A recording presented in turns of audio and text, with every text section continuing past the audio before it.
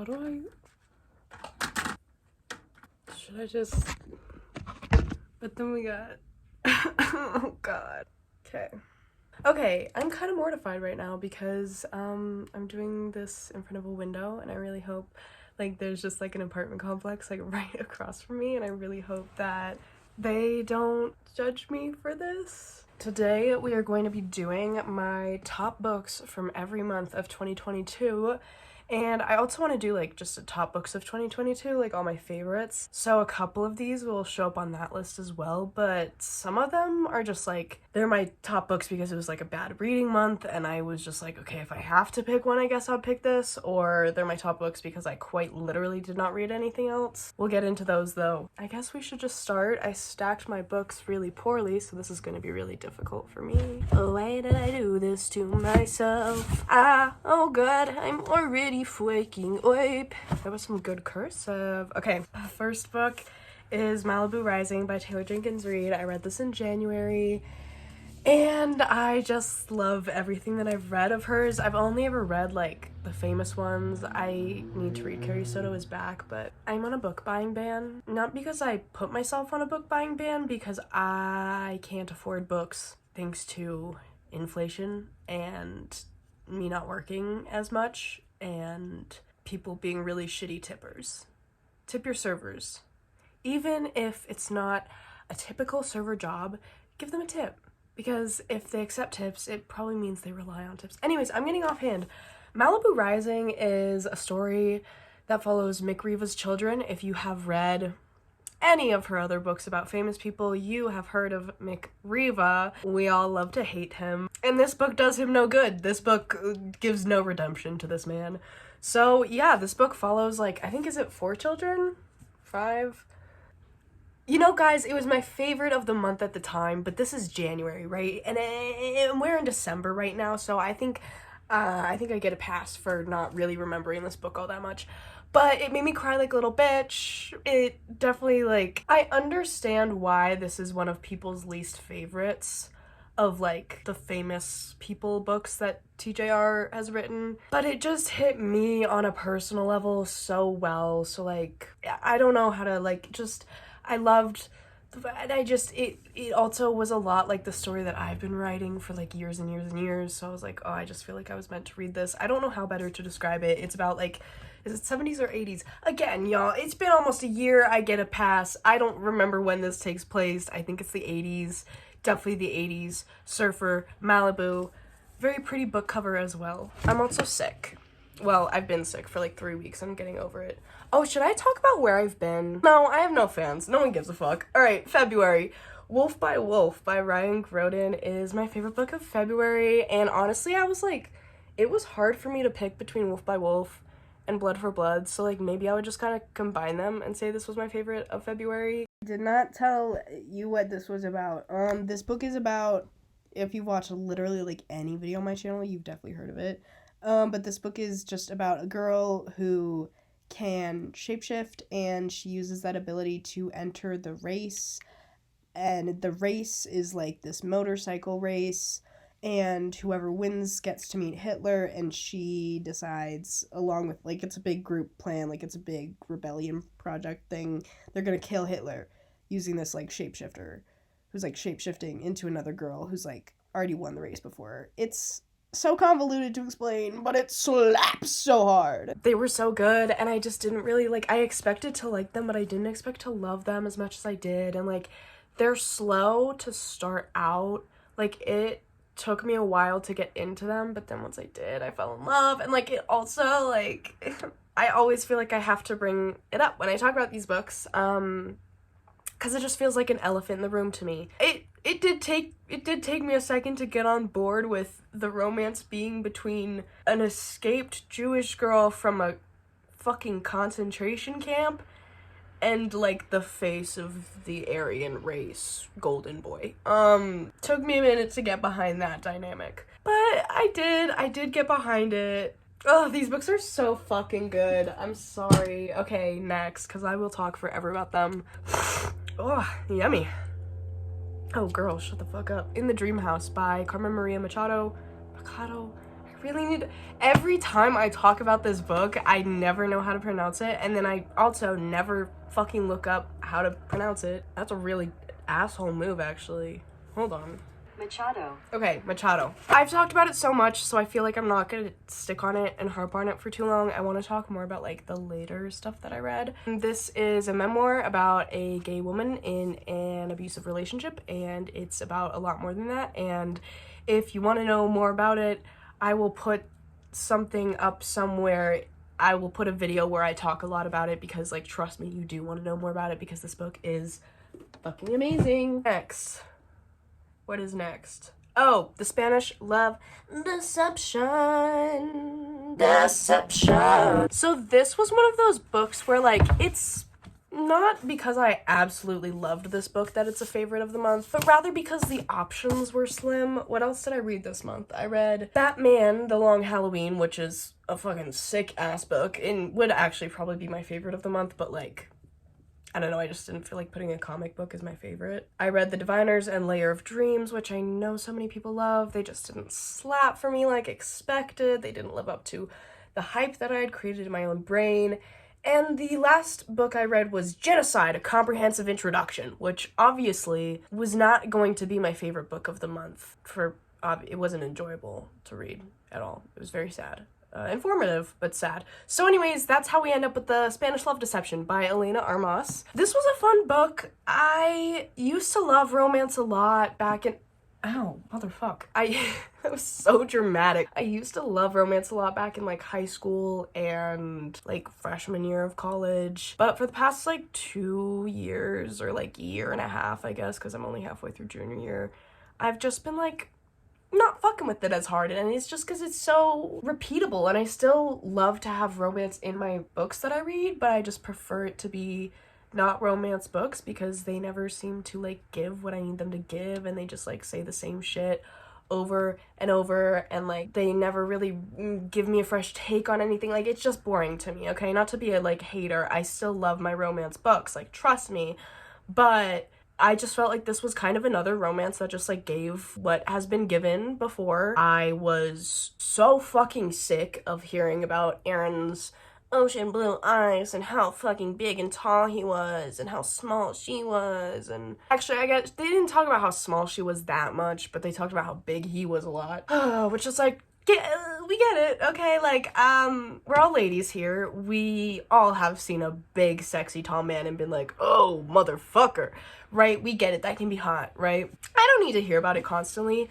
I'm also just sort of a little bit sick of, like, these weird-ass, like, he's so big and strong and I'm so petite and tiny. It's just like, how do I say this? It just comes off a little bit infantilizing. It sounds like I'm really shitting on this book. I'm not. Like, I'm just saying I was really sick of hearing him described over and over. That's all. The next one I don't want to grab because it's like stuffed in there and it's really squeezed in there tight, so I don't want to get it out. But it's Love and Olives. I finally finished that trilogy, and it was surprisingly good. I had heard like pretty negative things about it compared to the other two. Like, I had just often heard it was like the worst of the trilogy, and I don't agree with that. I think it was the second best. And I think that Love and Luck was the third best. And I'm not calling it the worst. I'm calling it the third best because I think they were all really fun books. Love and Gelato holds a special place in my heart, but I really liked them all. Have I stopped saying what they're about? I feel like you know what The Spanish Love Deception's about, so I don't need to go back and describe that. Love and Olives, I'm sure you've also heard of Love and Gelato. It's just about a girl named Olive who goes to Greece, who meets her father and a boy, and that's what Love and Olives is about, I guess. That was a terrible description. Are my baubles uneven? Kind of.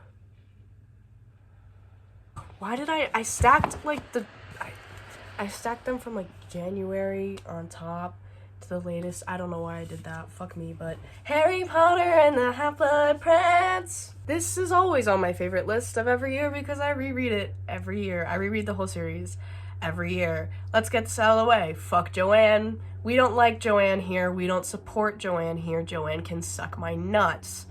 However, these books do slap. Of course, I'm also gonna say I don't support Joanne financially. I buy all my shit secondhand that has to do with Harry Potter. We know what Harry Potter's about. This is my favorite one of the series. I don't have anything else to say about it. Next up, This is the case of, like, having nothing better to pick, and it's The Mistake by Elle Kennedy. The only other thing I tried to read was Last Night at the Telegraph Club by Melinda Lowe, and I DNF'd it, but I've heard the second half is, like, a lot better than the first half, so maybe I should continue it. But yeah, I picked this because that just leaves this. This is what I read. I actually went into a rant on this in my What I Read in Summer video, so if you want to check that out, you can really hear my ranting about this. These books just aren't for me. They just don't slap for me. They're not good writing to me. They're not deep to me. They're just fun, quick, little read it in a night Wattpad type of things. And I'm not saying Wattpad in a bad way. Like, if you love this book, like, that is so valid for you. But, like, it just reminds me of the nights when I would, like, just not sleep all night and I would just be on Wattpad and read, like, an entire book on Wattpad. Like, that's the vibes that I get from this book. That's all I'm saying. Okay, that was August. I've also not been saying the months. Anyways, in September, I literally read nothing. Moving on. In October, I also only read one book, but I still really enjoyed that book, and it was Murder on the Orient Express. I figured it out, like the genius I motherfucking am. I've read 2 Agatha Christie's, and I figured them both out because I am so smart and sexy and funny, and you need to be all 3 to figure out Aggie Christie, my girl Aggie, and I am all 3. And I'm like this. I'm like this with Aggie. So her and I, we get each other, you know? So yeah, the movie's shit. Like, the movie's absolute fucking trash, bro. Like, if you have seen the movie and you want to talk shit about the movie with me, like, hit me up. This goes for Love and Gelato, too. I tried to watch that movie, the fucking Netflix version. Oh my god, I couldn't even finish it. It was so bad. And, like, usually I can at least finish something, even if it's shit, so I can get a good... But, like, it wasn't even bad in the way of, like, oh my god, like, this is so, like, haha, this is so bad. Like, it was bad in the way that I was like, I'm uncomfortable, this is so bad. And I am uncomfortable because I love this story and it's being so horribly fucking butchered right now. And, like, I want to say most of the blame for that goes to, like, the writers and the people behind it, not Jenna Evans Welch, not the actors and actresses. Like, was the acting the best? No. No. But that's okay. We all try our hardest. The people in the writing room just needed to try a little fucking harder. So, anyways, if y'all want to talk shit about either of those movies, hit me up. I don't know how. Can you DM on, like, Goodreads or something? Because I don't give out any other social media. I guess comment. We'll talk in the comments. Let's comment section together, girl. Okay, anyways. Hated that movie, but it was a very fun book. In November, the best book I read was American Psycho by Bret Easton Ellis, and this was a big surprise because I had heard nothing but terrible things about this book, and everyone was saying the movie is better. You should just watch the movie. Guys, the movie isn't better. I'm just gonna say it. Whoa, I am. I'm gonna put myself out there and I'm gonna say the unpopular opinion. The movie is worse than the book. I get it. This book is boring. This book is boring with a capital motherfucking B. I get it. Have y'all ever noticed how my personality just, like, slowly comes out more and more throughout my videos? I feel like I'm, like, loosening up and, like, getting a little drunk throughout my videos. I'm not drinking. I wish. I could. No, I couldn't because I am 20 and that is illegal. What were we talking about? Oh yeah, book is boring. That's a fact for sure, but it's supposed to be. And, like, also, like, I definitely just, like, skim read through, like, you know, all those fucking, like, chapters about, like, Whitney Houston and, like, Huey Lewis in the news and all that shit. I just kind of skim read, was like, all right, is there any, like, overarching motif that I need to get out of this? Sometimes there was. Sometimes I think it was just to kind of take a break to set in a dissociation. This book is really hard to describe because it's, like, the most unreliable narration I've ever read. And it's a commentary on, like, multiple things. It's a commentary on, like, consumerism and capitalism as a whole, but also, like, its effects on people and also, like, the upper echelons of society and the way they react and their kind of, like, the way that money can make people inhumane. Like, it's just a lot. It was disgusting to read. I'm not really, like, you know, gore doesn't really get to me that much. But the chapter, I think it's literally called, like, Cooking and Eating Woman or something. Yeah, I was listening to that chapter on audiobook while making myself food. I didn't eat that food. I could not eat for multiple hours. That was a mistake. I should have just paused as soon as I heard cooking and eating woman. But I didn't. Alright, lastly, December. The month is not finished, and neither is this book, but I can just tell that it's going to be the best book of the month, and I can tell that it's going to be one of my favorite books of the year, and I'm only halfway through with it, and that is Isabel Allende's House of the Spirits. Again, very pleasantly surprised. I feel like these last few months of the year, my reading really slowed down, but what I was reading was stuff that was way out of my wheelhouse and stuff that I didn't expect to like, and I ended up really fucking with, like, the things that I found. So anyways, yeah, Isabel Allende's The House of the Spirits. This is, God, what is this even about? This is about women. It's about Chilean politics. Well, I assume this takes place in Chile. The way she describes things, I'm like, okay, this sounds Chilean. And I also know Isabel Allende is, I think, half Chilean. Or maybe I feel like she was born in Chile and moved somewhere else. I don't know. I don't know everything about that woman. Sorry. But I'm pretty sure this is based in Chile. Fuck am I saying? Chile. Why am I... Chile. Like, I'm sorry. I'm sorry to all my viewers. I don't know why I could not pronounce that fucking word correctly. Maybe I'm still not. People are gonna comment and be like, you're still not. Who's commenting? I asked earlier, I was like, have y'all noticed this? No one fucking watches. Okay, goodbye. And it's kind of about politics, and it's about class, and it's like slightly magical realism, but like it really... Oh my god, I fully didn't talk about a book. I was about to compare it to my favorite book of July, and I just never talked about my favorite book of July. I'll talk about this, and then I'll talk about my favorite book of July. But this book doesn't really like rely on the magical realism too much. It's just like sort of a part of the story, which like obviously that's sort of the point of magical realism, but that differs from my favorite book of July, which I'll get into in a second. Yeah, this book, I guess I can't really tell you what it's about completely because I'm this far through it, but it's very good and beautiful writing, and like this book is just like the definition of atmospheric and really like hits me, like really makes me feel. I fucking hate Esteban Trueba. Fuck that man. Like that's the point. Like fuck that man is the point. But like fuck that man. Seriously, like hate that man. Hey, July. The reason I didn't talk about this is because I don't have it. The reason I didn't talk about this is because I don't have it with me. It's at my dad's house and I'm at my apartment, and it is The Night Circus by Erin Morgenstern, which is also categorized as magical realism. It doesn't really like heavily relies on the magic, like that is kind of like the whole... I don't know. I still really enjoyed it. The Night Circus was really good. That one also kind of surprised me how much I liked it. Again, very beautiful, very whimsical, confusing as shit. Girl, you know, I'm not even gonna redo that. Y'all can just fucking listen to me talk through my yawn because I am getting hot, even though it is the middle of December. All right, that was 12 books talked about 12 months of the year. I will hopefully see you again if I actually make a fucking video instead of just making this and putting it up and then leaving for multiple months. Okay, goodbye!